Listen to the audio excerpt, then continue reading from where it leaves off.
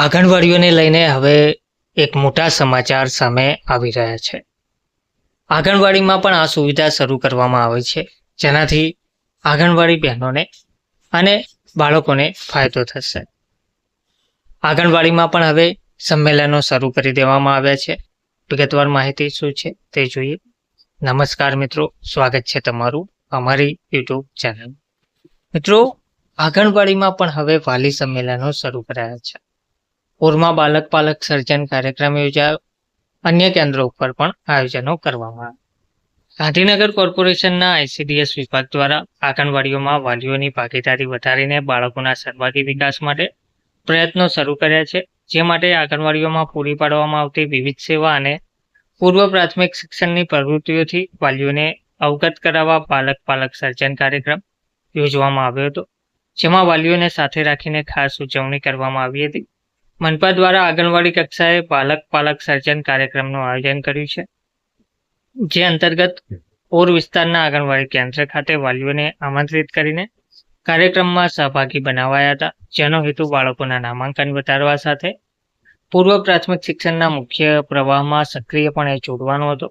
બાળકો નિયમિત રીતે કેન્દ્રમાં હાજર રહી અભ્યાસક્રમ આધારિત વિવિધ પ્રવૃત્તિઓમાં જોડાય તે માટે વાલીઓની સક્રિય ભાગીદારો સુનિશ્ચિત કરવામાં આવી હતી, જેને લઈને બાળકો અને વાલીઓને સાથે રાખીને વિવિધ સર્જનાત્મક પ્રવૃત્તિઓ કરાવવામાં આવી હતી.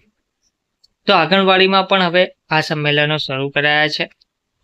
આ સંમેલનોથી વાલીઓની ભાગીદારી વધારવામાં આવી રહી છે. બાળકોના સર્વાંગી વિકાસ માટે આ પ્રયત્નો શરૂ કરવામાં આવ્યા છે, જે માટે આંગણવાડીઓમાં હવે પૂરી પાડવામાં આવતી વિવિધ સેવા અને પૂર્વ પ્રાથમિક શિક્ષણની પ્રવૃત્તિઓથી વાલીઓને અવગત કરાવવા બાલક પાલક સર્જન કાર્યક્રમ પણ યોજવામાં આવશે અને વાલીઓને સાથે રાખીને ખાસ ઉજવણી કરવામાં આવશે તેવું જણાવવામાં આવ્યું છે, અને તે ગઈકાલે કરવામાં આવી પણ હતી. મનપા દ્વારા આંગણવાડી કક્ષાએ બાલક પાલક સર્જન કાર્યક્રમનું આયોજન પણ કર્યું છે, જે અંતર્ગત પૂર વિસ્તારમાં આવેલા આંગણવાડી કેન્દ્ર ખાતે વાલીઓને આમંત્રિત કરીને કાર્યક્રમમાં સહભાગી પણ બનાવવામાં આવ્યા હતા, જેનો હેતુ બાળકોના નામાંકન વધારવા સાથે પૂર્વ પ્રાથમિક શિક્ષણના મુખ્ય પ્રવાહમાં સક્રિયપણે જોડવાનો હતો.